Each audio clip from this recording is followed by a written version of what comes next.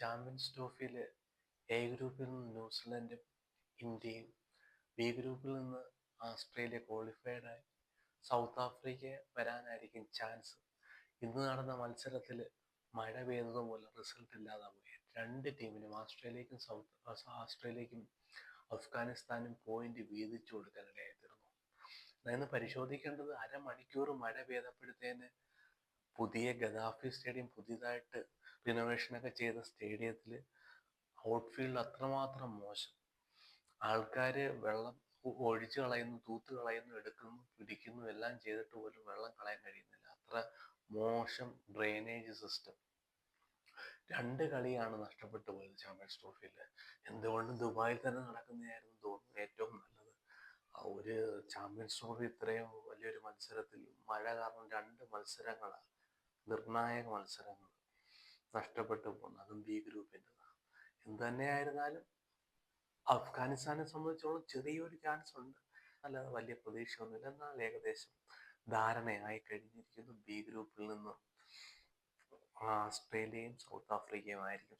Australia ഇപ്പോൾ ഒന്നാം സ്ഥാനത്താണ്. നാളെ നടക്കുന്ന മത്സരത്തിൽ ഇംഗ്ലണ്ടിനെ സൗത്ത് ആഫ്രിക്ക തോൽപ്പിക്കുകയാണെങ്കിൽ സൗത്ത് ആഫ്രിക്ക ഒന്നാം സ്ഥാനത്തേക്ക് പോകും.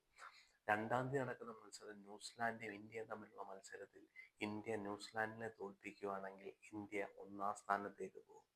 അപ്പോൾ എ ഗ്രൂപ്പിൽ നിന്ന് ഒന്നാം സ്ഥാനത്ത് നിൽക്കുന്നവരും ബി ഗ്രൂപ്പിൽ നിന്ന് രണ്ടാം സ്ഥാനത്ത് നിൽക്കുന്നവരും തമ്മിലുള്ള മത്സരം. ഇന്ത്യ ഒന്നാമതാണെങ്കിൽ ബി ഗ്രൂപ്പിൽ നിൽക്കാൻ ചാൻസ് ഓസ്ട്രേലിയയാണ്. 4-ാം തീയതിയാണ് ദുബായിൽ വെച്ചാണ് സെമി. ഒരുപാട് കണക്കുകളൊക്കെ തീർക്കാനുണ്ട്. ഇന്ന് ട്രാവൽസ് ഹെഡിന്റെ കളി കണ്ടപ്പോഴത്തേന് ആ ഹെഡേക്ക് പിന്നെ തിരിച്ചു വരുന്ന ഒരു സാഹചര്യമാണ് കാണുന്നത്. ശ്രീലങ്കയിൽ വലിയ പെർഫോമൻസ് ഒന്നും ഇല്ലാതെ ഒതുങ്ങിയൊക്കെ ഇരിക്കുമായിരുന്നു. ഇന്നെന്തായാലും ഭയങ്കര അടിയാണ് അടിച്ചത്. ഒരു ചാൻസ് ഉണ്ടായിരുന്നെങ്കിൽ എനിക്ക് തോന്നുന്നു 100 എടുത്തിട്ടേ പോകുമായിരുന്നു. 6 റൺസ് എടുത്ത് നിൽക്കുമ്പോഴത്തേനാ റാഷിദ് ഖാൻ ഒരു ക്യാച്ച് കളഞ്ഞു. റാഷിദ് ഖാൻ എന്തോ അറിയില്ല, പുവർ ഫീൽഡിങ്. കഴിഞ്ഞ കളിയിലും ഇംഗ്ലണ്ടിനെതിരെയുള്ള കളിയിലും ഒരു ക്യാച്ച് കളയുന്നു കണ്ടു, ഷോട്ടിന്റെ ഒരു ക്യാച്ച് കളഞ്ഞു. എന്നാൽ അതവർക്ക് വലിയ രീതിയിൽ എഫക്റ്റ് ആയില്ല. ആ ഓവറിൽ തന്നെ ഷോട്ടിന്റെ വിക്കറ്റ് കിട്ടാനിടയായിരുന്നു.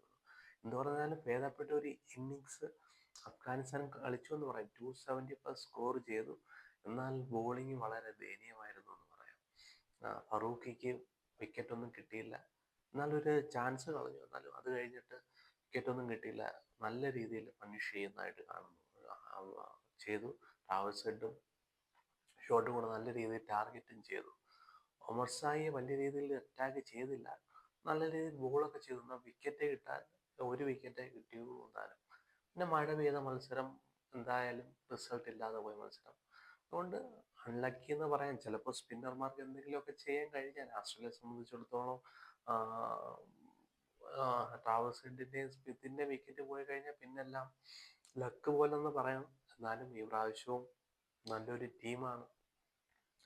ബോളിംഗ് നിലയൊന്നും ഇല്ല, ജോൺസനും സാംബയും ഒക്കെയാണ്. എന്നാലും അവരെ അറിയാമല്ലോ, ICC ടൂർണമെന്റിൽ വന്നു കഴിഞ്ഞാൽ പിന്നെ കപ്പ് കൊണ്ടേ പോകത്തുള്ളൂ. സെമിയിലെങ്കിലും തോൽപ്പിക്കാൻ ഇന്ത്യക്ക് കഴിയട്ടെ. ദുബായിൽ ഇന്ത്യക്കൊരു ഹോം അഡ്വാൻറ്റേജ് ഉണ്ട്. കണ്ടിന്യൂസ് ഇപ്പോൾ എല്ലാവരും പറയുന്ന പോലെ, നാസർ ഹുസൈൻ ആയാലും പാറ്റ് കമ്മിൻസ് ആയാലും എല്ലാവരും, ജോസ് ബട്ട്ലറും പറയുന്ന പോലെ ഒരേ സ്റ്റേഡിയത്തിൽ കളിക്കുന്നു, ഒരേ ഡ്രസ്സിംഗ് റൂമിൽ ഇരിക്കുന്നു, ഒരേ ഹോട്ടലിൽ പോകുന്നു, ഒരേ സ്ഥലത്ത് പ്രാക്ടീസ് ചെയ്യുന്നു. അതിൻ്റെ ഒരു അഡ്വാൻറ്റേജ് ഇന്ത്യക്കുണ്ട്. ഇതെന്നാലും ഇപ്പോഴൊന്നും അല്ലല്ലോ, ഇവരാരും പ്രതീക്ഷിച്ചില്ല. BGTയിലെ ദയനീയ പെർഫോമൻസ് കണ്ടപ്പോഴത്തേന് ഇവരാരും പ്രതീക്ഷിച്ചില്ല. എന്തായാലും ആ സമയം കഴിഞ്ഞ് വന്നപ്പോഴാണല്ലോ അപ്പോൾ ഇന്ത്യ, രോഹിത് ശർമ്മയുടെ ഔട്ട് ഓഫ് ഫോം, വിരാട് കോഹ്ലിയുടെ ഔട്ട് ഓഫ് ഫോം. ആ സമയത്ത് ആർക്കും ഒരു കൺസേണും ഇല്ലായിരുന്നു. ഒരേ പിച്ചാണെന്നോ, ഒരേ ഗ്രൗണ്ട് ആണെന്നോ, ഒരേ റൂമാണെന്നോ, ഒരേ ഫുഡാണെന്നോ എന്നുള്ള ഒരു കൺസേണും ആർക്കും ഇല്ലായിരുന്നു. ഇപ്പൊ എന്തായാലും 2 മത്സരം അനായാസം ജയിച്ചപ്പോഴത്തേന് ഇവർക്കൊക്കെ കൺസേൺ തുടങ്ങി. നാസർ ഹുസൈൻ പറഞ്ഞത്, ആര് ഇന്ത്യയെ തോൽപ്പിക്കുന്നു അവര് ചാമ്പ്യൻസ് ട്രോഫി കപ്പടി. എനിക്ക് അത് തന്നെ തോന്നുന്നത്. ഇന്ത്യ ആര് തോൽപ്പിക്കുന്നോ അവർക്ക് കപ്പ് കിട്ടാനാണ് ചാൻസ്. ഇനി എന്തായാലും 4-ാം തീയതി നമുക്കറിയാം, ഇന്ത്യയും ന്യൂസിലാൻഡും തമ്മിൽ നടക്കുന്ന മത്സരത്തിൽ രോഹിത് ശർമ്മയ്ക്ക് കളിക്കില്ലെന്നുള്ള ആണ് കേൾക്കുന്നത്. ചിലപ്പം രാഹുൽ ഓപ്പൺ ചെയ്തേക്കാം. 5-ാം സ്ഥാനത്തേക്കോ 6-ാം സ്ഥാനത്തേക്കോ ഋഷഭ് പന്ത് വന്നേക്കാം. എന്ത് തന്നെ ആയാലും മത്സരം അതിന്റെ ക്രൂഷ്യൽ സ്റ്റേജിലോട്ട് പോയിക്കൊണ്ടിരിക്കുകയാണ്. ഇന്ത്യ എന്തായാലും ICC ചാമ്പ്യൻസ് ട്രോഫി കപ്പ് എടുക്കാൻ കഴിയട്ടെ. നല്ലൊരു ടീമാണ്, നല്ല പെർഫോമൻസ് ചെയ്യുന്നു. ഫാസ്റ്റ് ബോളിംഗ് ചെറിയ കൺസേൺ ഉണ്ട്. ഷാമിയുടെയും ഇഞ്ചുറി ആണ്, ഫിറ്റ്നസ് എങ്ങനെ ഉണ്ടെന്നുള്ള കാര്യത്തിൽ സംശയമുണ്ട്. ഹർഷദീപ് വരുമോ? എൻ്റെ അഭിപ്രായത്തിൽ ഷാമി ഉണ്ടായിരുന്നെങ്കിൽ ഹാർദിക് പാണ്ഡ്യയും ഷാമിയും മതിയായിരുന്നു.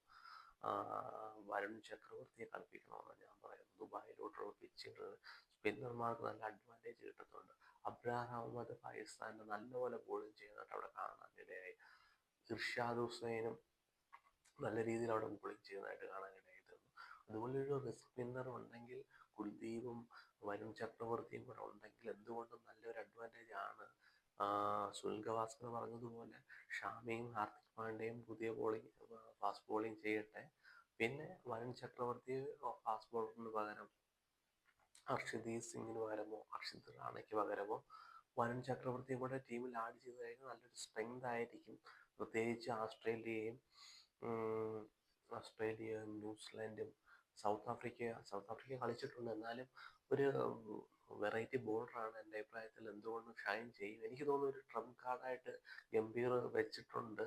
എനിക്ക് സെമിയിലോ ഫൈനലോ പുള്ളി കളിക്കാനുള്ള എല്ലാ ചാൻസും ഞാൻ കാണുന്നുണ്ട്. എന്ത് തന്നെയായാലും നല്ലൊരു മത്സരമായിട്ട് നമുക്ക് കാണാൻ കഴിയട്ടെ.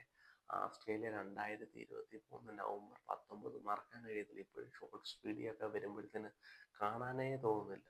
എന്നാലും അതിൻ്റെ പ്രതികാരം ചെയ്യട്ടെ, തോൽപ്പിച്ച് ഇന്ത്യ ഫൈനലിലേക്ക് കടക്കട്ടെ. Australia ആയിരിക്കാനാണ് chance. അല്ലെങ്കിൽ നാളെ നടക്കുന്ന മത്സരത്തോടെ എന്തായാലും ബി ഗ്രൂപ്പിൻ്റെ കാര്യത്തിൽ തീരുമാനമാവും.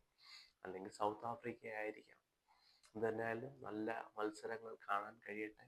ഇന്ത്യക്ക് സെമിയും ഫൈനലും ജയിച്ച് പിന്നെ ഒരു ICC ചാമ്പ്യൻസ് ട്രോഫി രോഹിത് ശർമ്മയ്ക്ക് ഇന്ത്യയിലേക്ക് കൊണ്ടുവരാൻ കഴിയട്ടെ എന്ന് ആത്മാർത്ഥമായി ആഗ്രഹിക്കുന്നു.